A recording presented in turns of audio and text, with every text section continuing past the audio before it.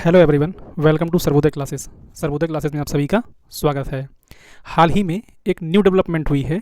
आपको मालूम होगा कि श्रीलंका जो भारत के साथ अपनी कोस्टल बॉर्डर शेयर करता है, यानी कहने का मतलब है कि भारत के साउथ में आपको पाक स्टेट से श्रीलंका क्या है लगा हुआ है।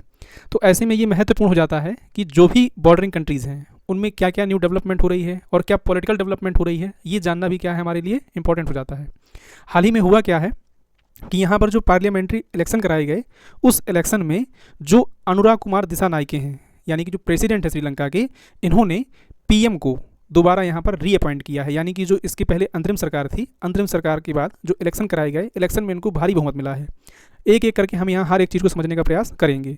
इस तरीके से जो हरिणी अमर सूर्य हैं, यहाँ पर आप देख पा रहे होंगे, ये क्या हैं, यहाँ की तीसरी प्राइम मिनिस्टर बन गई हैं। यानी कि श्रीलंका के इतिहास में ये तीसरी महिला प्रधानमंत्री हैं जिन्होंने इस तरह के पदभार को संभाला हुआ है।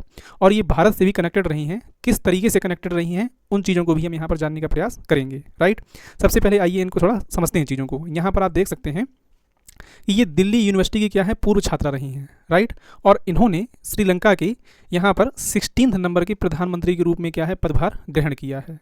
और जो इनके लेकर के रिपोर्ट्स आई हैं उसके मुताबिक साल 1988 से लेकर के 89 में जो श्रीलंका में तमिल आंदोलन को लेकर के हालात हिंसक हो गए थे, उसमें भी क्या है इनका रोल यहाँ पर देखने को रहा है। और इनकी पढ़ाई और शिक्षा दीक्षा की बात की जाए तो ये दिल्ली यूनिवर्सिटी में ये साथ में इन्होंने पढ़ाई की है। यानी कि जो भारतीय कुछ बड़े पत्रकार हैं उनके साथ इनको यहाँ पर दिल्ली के बैचमेट रहे हैं इनके, कह सकते हैं आप। राइट, अब आइए हम लोग और आगे समझते हैं इसमें कि क्या यहाँ पर जो इलेक्शन हुए हैं वो कैसे रहे हैं और उसके अलावा जो है और क्या इनका रोल देखने को यहाँ पर मिला हुआ है। राइट, तो देखिए सबसे पहले तो आप ये जान लीजिए कि यहाँ पर आप देख सकते हैं ये एक बीबीसी का आर्टिकल है, landslide win for new Sri Lankan president left leaning कोalition। इनको आप जानते होंगे, ये श्रीलंका के प्रेसिडेंट हैं। नाम क्या है इनका, नाम है अनुराग कुमार दिसानायके। अब इस चीज़ को समझने से पहले कि श्रीलंका में कौन कौन सी पार्टीज़ हैं, कौन यहाँ पर इलेक्शन जीता है और कैसे इन्होंने अपॉइंट किया गया है, मैं थोड़ा सा एक आपको ब्रीफ आइडिया यहाँ पर दे देता हूँ। हालांकि इससे संबंधित वीडियो में पहले एक बार बना चुका हूँ और मेरे चैनल पर उपलब्ध है, आप उसको देख सकते हैं। इनकी विक्ट्री को लेकर के वीडियो मैंने बनाया हुआ है ऑलरेडी, फिर भी मैं आपको थोड़ा एक अंडरस्टैंडिंग के लिए यहाँ पर बता देता हूँ। तो देखिए, जो यहाँ पर प्रेसिडेंट पद के लिए इलेक्शन हुए थे, यहाँ पर 3 मेन पार्टियाँ हैं। 3 मेन पार्टियों में जो अनुराग कुमार दिसानायके हैं, ये इनकी पार्टी का नाम है जेवीपी। और जेवीपी के अलावा जो इनका अलायंस है, कहने का मतलब ये है कि जो गठबंधन है उसको एनएनपी कहते हैं। तो एनएनपी यानी कि नेशनल पीपल्स पावर, इसी कोalition को क्या है यहाँ पर 159 क्या है सीटें इन्होंने जीती हुई हैं। जो भी यहाँ पर टोटल सीटें थी उसका इतना हिस्सा इन्होंने जीता हुआ है। इसके अलावा सेकंड बात करें यहाँ पर तो संजीत प्रेमदासा की जो पार्टी थी वो थी एसजीबी, और एसजीबी के नाम से ही क्या है इनका कोalition है। इसके अलावा जो तीसरी पार्टी है यूएनपी, ये रानिल विक्रम सिंघे की पार्टी थी और यूएनपी इनका अलायंस था और ये यहाँ पर चुनाव जो है वो इंडिपेंडेंट लड़े हुए थे। राइट, आई होप कि अब आपको एक ब्रीफ आइडिया होगा कि यहाँ पर कौन कौन सी पार्टियाँ हैं। राइट, अब इसके बाद देखते हैं कि जो इनको यहाँ पर विक्ट्री मिली हुई है, यहाँ पर आप देख सकते हैं इस विक्ट्री में इनको यहाँ पर जो सीटें प्राप्त हुई हैं 159 सीटें प्राप्त हुई हैं। राइट, टोटल यहाँ पर 225 सीटें हैं, उनमें से शायद यहाँ पर जो है मैं इस नंबर को लेकर के एग्जैक्ट नहीं हूँ, और 159 सीटें इनकी कोalition को मिली हुई हैं। टोटल जो वोट बैंक है यहाँ पर, या टोटल जो वोटिंग हुई है उसका 62% वोट इनको यहाँ पर देखने को मिला है और इनकी यहाँ पर भारी जीत हुई है। राइट, इसके बाद क्या है, इन्होंने अपनी कैबिनेट को फॉर्म किया है। कैबिनेट फॉर्म करने के दौरान ही इन्होंने श्रीलंका की जो प्रेसिडेंट हैं उन्होंने इनको रीअपॉइंट किया है। कहने का मतलब है कि अनुराग कुमार दिसानायके जो क्या है यहाँ के प्रेसिडेंट हैं, इनके द्वारा इनको अपॉइंट किया गया है as a prime minister. Right, और जो ये इलेक्शन हुए हैं, जो पार्लियामेंट्री इलेक्शन हुए जिसमें इनको लैंडस्लाइड विक्ट्री देखने को मिली है, ये 17th पार्लियामेंट्री इलेक्शन थे। राइट, और एनएनपी यानी नेशनल पीपल्स पावर जो पार्टी थी, जो अनुराग कुमार दिसानायके की पार्टी है, उनको यहाँ पर देखने को मिले हैं। यहाँ पर आप देख सकते हैं कि 159 सीटें इनके कोalition को जीतने को मिली हैं 225 सीटों में से। राइट, इसको लेकर के डिटेल वीडियो मैं ऑलरेडी इसमें अपलोड कर चुका हूँ।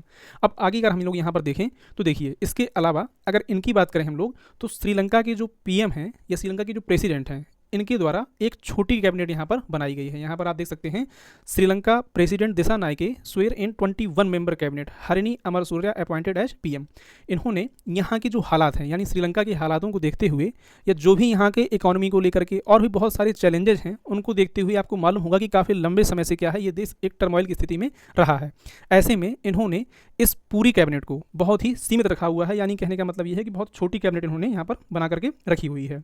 ये इलेक्शन जो देखने को मिले थे वो 14 नवंबर को इलेक्शन देखने को मिले और उसके बाद जो है इनको यहाँ पर लैंडस्लाइड विक्ट्री देखने को मिली है। राइट, इसके अलावा अगर हम लोग बात करें तो जो हरिणी अमर सूर्या हैं ये जेवीपी पार्टी किसकी है, तो जेवीपी पार्टी इनका नाम है, जैसा कि मैंने पीछे आपको दिखाया भी। इनसे संपर्क में आई थी ये, और 2020 में इनको चुना गया था पहली बार। और उसके बाद जो है अभी हाल ही में जो इंटरिम गवर्नमेंट बनाई गई श्रीलंका में, अंतरिम गवर्नमेंट में भी ये प्रधानमंत्री के रूप में थी, इसीलिए यहाँ पर आप देख पा रहे होंगे कि यहाँ पर लिखा हुआ है रीअपॉइंट, यानी कि ये पहले से क्या है पीएम पद के लिए यहाँ पर अपॉइंट की गई थी, राइट। और 21 नवंबर से क्या है यहाँ पर नया सत्र शुरू होने वाला है, और नए सत्र को शुरू होने से यहाँ पर जो अनुराग कुमार दिसानायके हैं उन्होंने अपनी कैबिनेट के जो लोग हैं उनको संबोधित करते हुए ये कहा था कि ज़्यादातर मंत्री जो है यहाँ पर आए हुए हैं वो केवल इस कैबिनेट में ही नए नहीं हैं, बल्कि क्या है नए सांसद के तौर पर भी हैं, और वे सभी ईमानदार हैं और भ्रष्ट नहीं हैं। इस तरह की बातें कह करके इन्होंने अपनी स्पीच को यहाँ पर दिया था, जो क्लोजिंग स्पीच थी उसको दिया गया था, राइट। तो इस वजह से क्या है ये चर्चा में है, इन चीज़ों को आपको याद रखना है। इसके अलावा मैं आपको और बता दूं कि अगर मैंने यहाँ पर ये पॉइंट ऐड किया हुआ है कि ये क्या है थर्ड प्राइम मिनिस्टर बनी है, यहाँ पर आप देख सकते हैं Amarasuriya to be Sri Lanka third women prime minister, यानी तीसरी महिला प्रधानमंत्री हैं। तो इसके अलावा पहली दो कौन थी, तो देखिए सबसे पहले बात करें तो 1960 में श्रीमाऊ भंडारनायके जो है यहाँ की पहली महिला प्रधानमंत्री थी।